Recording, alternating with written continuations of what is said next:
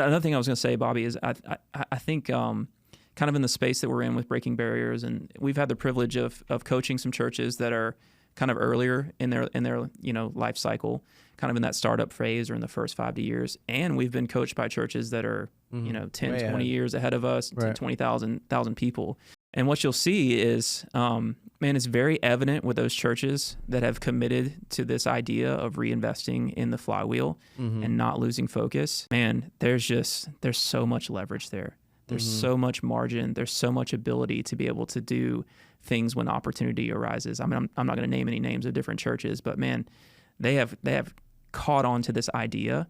And there's a lot of power in that and a lot of margin for interesting possibilities because they've committed to this model. Yeah, I mean, you see churches that are way beyond us. It's like, man, they just don't do student camp anymore. They bought a student camp. That's right, yeah. I remember hearing an example of a church where, all of us may give out bottles of water in our first-time guest bags or whatever. Well, they just went ahead and just bought a warehouse and bought 1 million bottles of water. And it's like, man, they're getting bottles of water about half what we are. I mean, they just invested in like the leverage of it all. That's right. Staffing, videos. I mean, there's so many examples.